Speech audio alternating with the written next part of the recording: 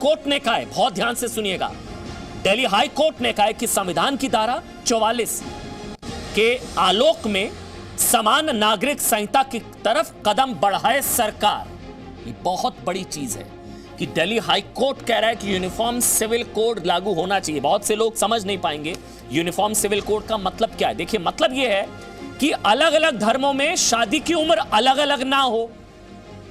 मतलब जैसे होता ना कि किसी एक धर्म में 13 से 14 साल की नाबालिग बच्चियों की शादी हो जाती है, अब वो ना हो भाई, उनको संवैधानिक अधिकार मिले, सेकुलर इंडिया है। किसी धर्म में 4-4 शादियों की इजाजत होती है, एक पत्नी है 4-4 और पत्नियां रख सकते हैं, 3-3 और 2-2 3-3 4-4 शादियां, वो ना हो। मतलब एक रूपता हो। अलग अलग धर्म तो नियम कानून संविधान सब पर समान रूप से लागू हो। संविधान जो विधान सब पर समान रूप से लागू हो, कोई धार्मिक दीवार ना हो। ऐसा नहीं है कि एक धर्म में 13 से 14 साल की बच्चियों की शादी हो जाए, ऐसा नहीं हो कि एक धर्म में कोई ये 4-4 बीवियां रख सकता है। अलग अलग मतलब अलग होने पर प्रॉपर्टी के अधिकार से जुड़ा जो कानून वो एक रूपता हो, सबको बराबर अधिकार मिले, एक धर्म के होने की वजह से वो संवैधानिक अधिकारों से वंचित ना रहे।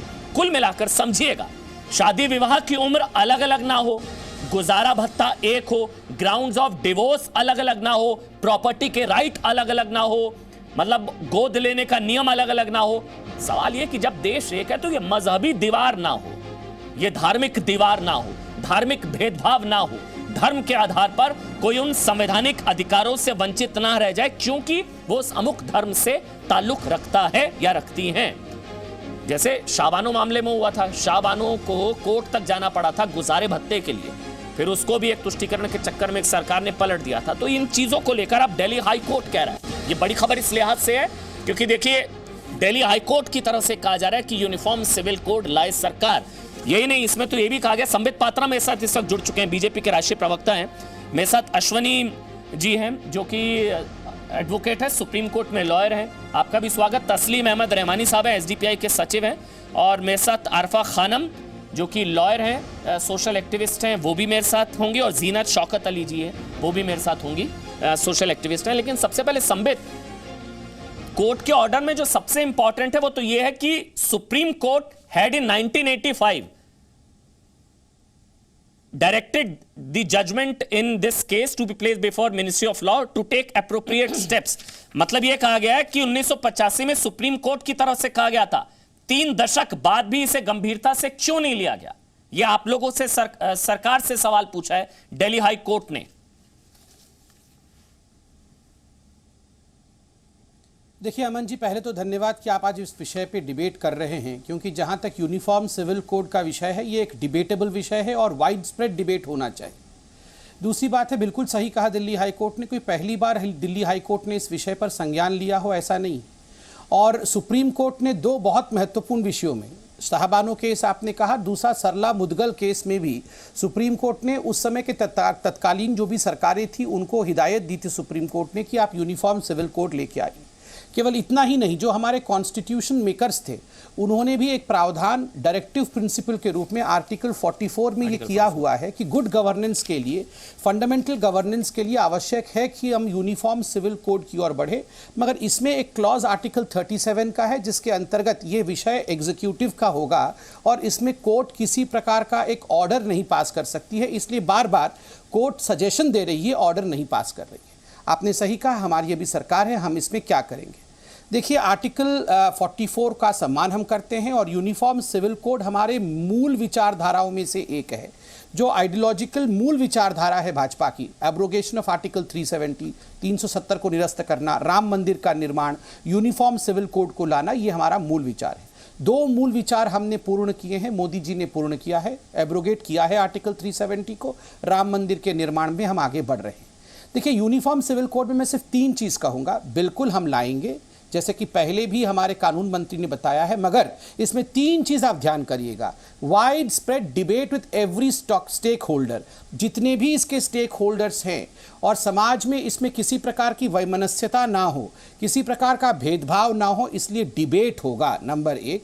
नंबर 2, इसमें जेंडर डिस्क्रिमिनेशन जो होता है और ख़ास करके महिलाओं के विरोध में जो बातें हैं उन विषयों को कैसे हम समान कर सके और डिग्निटी के साथ महिला जीवन व्यतीत कर सके, उस पर ध्यान देंगे।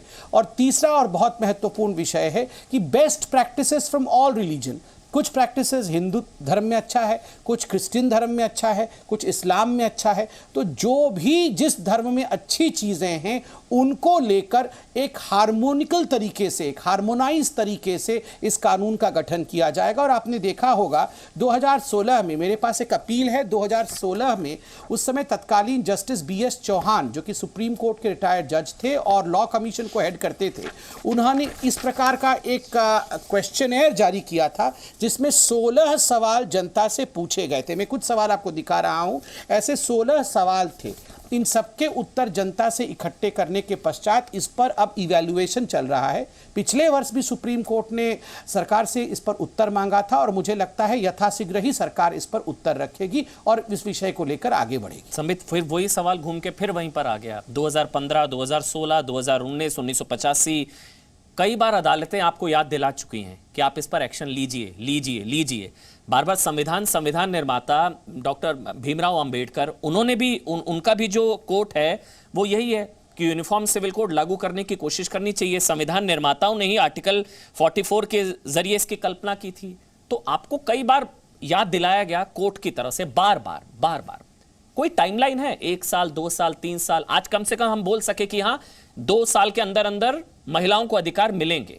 जो मुस्लिम महिलाएं जो वंचित रह जाती हैं धर्म की दीवार की वजह से, 13-13 साल की, 14-14 साल की बच्चों की शादियां हो जाती हैं।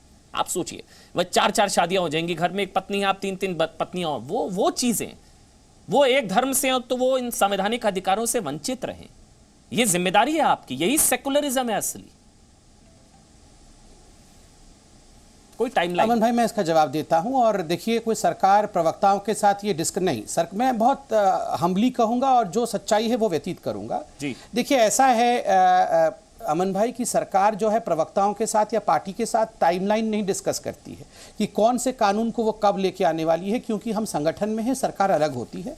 अगर कल भी उस कानून को लाना होगा या इसी सत्र में भी लाना होगा तो भी वो हमें बताएगी नहीं। आर्टिकल 370 अगले दिन एब्रोगेट हो गया, हमें उससे एक दिन पहले पता नहीं था कि आर्टिकल 370 एब्रोगेट होगा। मगर जो लॉजिकल मुझे लगता है, मैं आपको समझाने का प्रयास करता हूं। देखिए, इसमें एक बहुत इंपॉर्टेंट कॉम्पोनेंट मैरिज और डाइवोर्स का है पर्सनल लॉ में। इसमें डाइवोर्स को लेकर एक बहुत बड़ा पेच फंसा हुआ था ट्रिपल तलाक को लेकर, और ट्रिपल तलाक पे जिस प्रकार से अमेंडमेंट हुआ है, मुझे लगता है यूनिफॉर्म सिविल कोड का, मैं हिस्सा तो नहीं कहूंगा बिल्कुल भी, एक बहुत बड़ा अचीवमेंट हुआ है। ठीक उसी प्रकार CAA के कानून को भी लाया गया, आर्टिकल 370 का। इस पर यूनिफॉर्म सिविल कोड का कोई लेना देना नहीं है, मगर कहीं ना कहीं एक भ्रम की स्थिति उत्पन्न करके सड़क पे लड़ाई करने की कोशिश कराई गई। दिल्ली में दंगे भी हुए।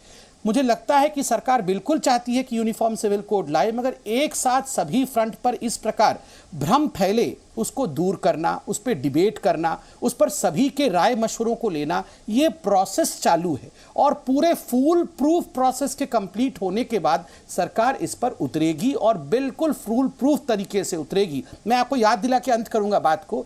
पिछली बार जब UCC की बात हुई थी 2016-17 में, आपको याद होगा एक महत्वपूर्ण व्यक्ति ने एक आर्टिकल लिखा था एक बड़े अंग्रेजी न्यूज़पेपर में, और उस महिला ने कहा था कि UCC आने के बाद जो मुसलमान भाई हैं उनको अब बरियल, मतलब उनको जो कब्रिस्तान में, कब्रगाह में दफनाने की रीति उनकी खत्म कर दी जाएगी। अब उनके डेड बॉडीज को भी जलाया जाएगा हिंदू पद्धतियों से। बताइए कितने भ्रम की बात फैलाई गई थी।